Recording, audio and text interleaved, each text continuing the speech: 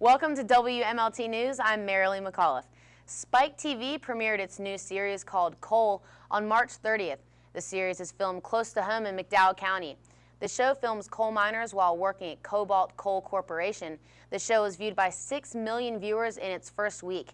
But with all of the publicity, Coal had also some attention from MSHA, which cited many violations that were aired on March 30th.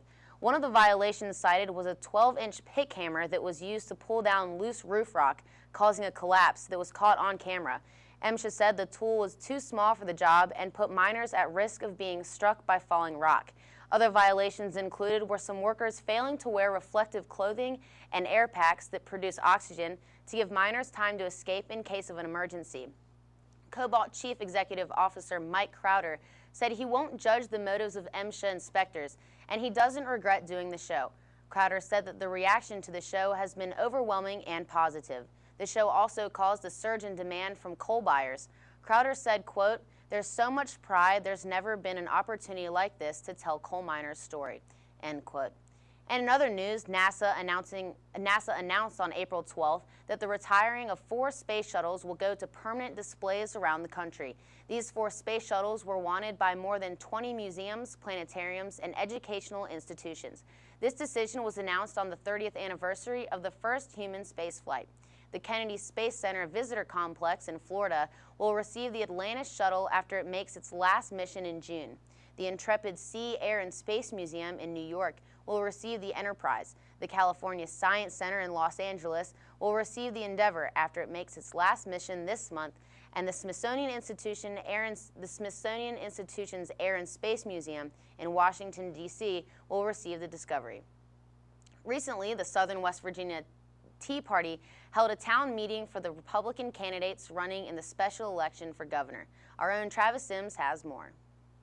Hello, I'm Travis Sims. Today, I'm at the Days Inn Conference Center where the Southern West Virginia Tea Party is holding a town hall meeting for the GOP governor candidates in the special election. Let's head inside to find out what's going on. I caught up with Southern West Virginia Tea Party Chair Russell Gaither to find out more about the town hall meeting and more about the Southern West Virginia Tea Party. Sir, won't you tell us a little bit about the Southern West Virginia Tea Party and what you're doing here today? Okay, today what we're trying to do is inform the public as far as the conservative candidates running in the special election. We feel that Charleston has enough Democrats in it, and we feel like that we need the two-party system in West Virginia. When the modern Tea Party first started, it had a big libertarian aspect to it. A lot of people were breaking off from the mainstream Republican Party. What separates the Southern West Virginia Tea Party from the mainline Republicans? I don't know that we are separated that much. This particular organization here in Southern West Virginia, what we want to do is educate, organize, and mobilize citizens who have the same core values that we do. I asked candidates Mark Sorcea and Mitch Carmichael what their plan is to free up the market and make this state more friendly to businesses that would offer well-paying jobs. We need a candidate that's going to have the political courage to take on the tough problems, to be honest with West Virginians about, our future, and just to inspire West Virginians to do better. I would be committed to reducing the size of our state government. That's the bottom line. In West Virginia, our corporate net income tax is 40% higher than our surrounding states. We practically beg business to go out of state. I will immediately direct that and introduce legislation to bring our corporate net income tax in line with the other states that are surrounding states. West Virginia is so susceptible to cross-border competition, and nobody knows that any better than right here in Princeton and Mercer County. The candidates enlighten the crowd on where they stand on the issues. You know what? It doesn't matter which one of us you elect as governor. If we're going to change West Virginia, it has to change from the grassroots up. I'm going to call it like I see it. The institutional givers that are giving the Democratic candidates hundreds of thousands of dollars, and they're in corporate West Virginia, coal, oil, gas, banking, labor. They're not giving the money because they want to change West Virginia's future for the right course. They're giving the money, ladies and gentlemen, because they want control. We absolutely have to reform the method in which we educate our children such that we return control of the education process to the local county boards of education. Can the GOP bring much-needed change to Charleston? We're just going to have to wait and find out. I'm Travis Sims, reporting for WMLT.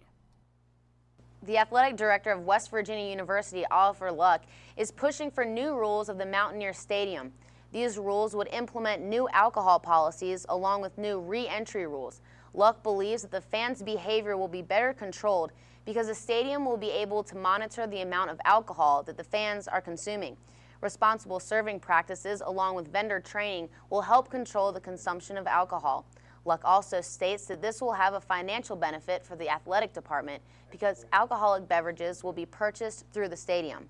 The previous rules of the stadium is that fans can drink in the parking lots, but this new rule will ban re-entry and not allow fans to return to the stadium in a drunken state.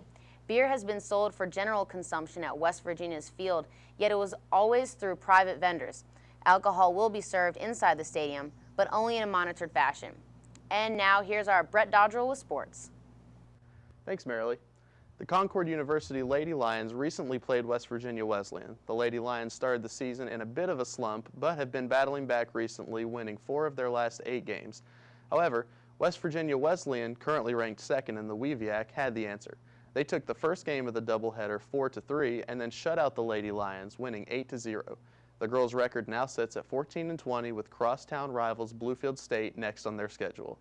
The Concord baseball team fared much better this weekend. However, as they won their first series in over a month, conference rival Ohio Valley came into town with a hot bat. But the hot spring weather seemed to heat up the Mountain Lions sticks even more, scoring 39 runs in just 3 games. Concord took the first game by the slaughter rule, winning 17-3, the second in deciding fashion, 15-10, but slipped in the third game, losing 13-7. The boys are now 14-18, fastly approaching the 500 mark. They hope to continue their winning ways against the University of Charleston here at Anderson Field this weekend. Congratulations to the University of Connecticut Huskies for besting the Butler Bulldogs in the national championship game of the 2011 NCAA men's tournament. In what is widely considered to be the absolute worst national championship game played in any sport, the Huskies were able to outshoot the Bulldogs and win by a final score of 53-41. Why all the hate towards this game in particular? Mainly it was because of the horrendous level of shooting from the 2 teams that had become known as exceptional shooting teams. Butler shot an anemic 18.8% from the field, the worst by any team in the championship game since 1941. In fact, Butler did so bad in this game that they made a total of 3 shots in front of the arc the entire game. Connecticut did not do much better, only shooting 19 for 55 from the field. With this championship, Jim Calhoun has become the oldest head coach to win a national championship in college basketball. With your final NCAA tournament update and your local sports, this is Brett Dodrell. We'll be back with more WMLT News after this commercial break.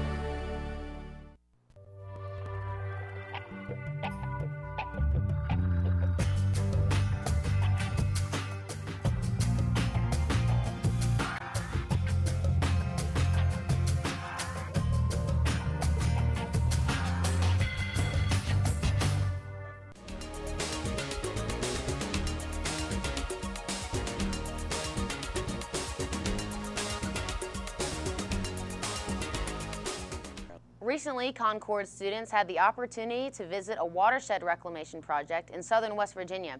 Here with more is Jonathan Klein. A watershed is an area where rainfall or melting snow converge to a single point, such as a river. The water then flows to a larger body of water, such as a lake or a reservoir. Before 1977, coal mining environmental standards were largely unregulated in the United States, and as a result, many abandoned coal mines allowed acid mine drainage to seep into local rivers and streams, and made the bodies of water uninhabitable to wildlife, such as fish and frogs.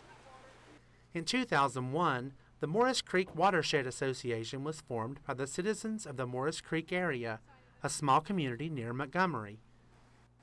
The association's goal is to rebuild the environment and minimize the impact of the acid mine drainage from the coal mines that have been abandoned there. The Morris Creek Watershed Association also works closely with schools and businesses in southern West Virginia.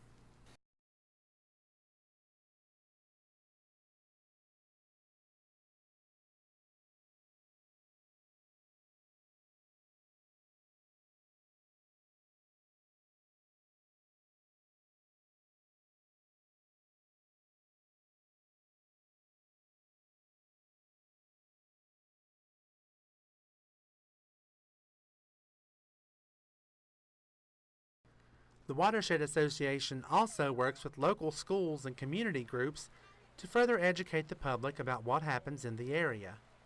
Watershed groups work in conjunction with the mining industry to help restore the Morris Creek area. Association Supervisor Mike King says that a community learning center is also in the works. In our community learning center, we want to be able to bring groups. We like to be able to house at least 10 people at a time while you're here with this educational experience. We like to have some folks who does research on different areas of acid mine drainage and things. They have a place they can stay. The association also has other projects in the works, including cleanup. We build K-dams on the creek to help with the habitat in the creek. We plant trees, do a whole host of activities. We have cleanups. Our first cleanup, we netted 99 tons of solid waste. For more information about the Morris Creek Watershed Association or information about becoming a VISTA volunteer, visit the Appalachian Coal Country Watershed Team page at www.accwt.org. For WMLT News, I'm Jonathan Klein in Montgomery. And now we're going to swing things up a little bit. I recently had a chance to attend the Chocolate Festival in downtown Lewisburg.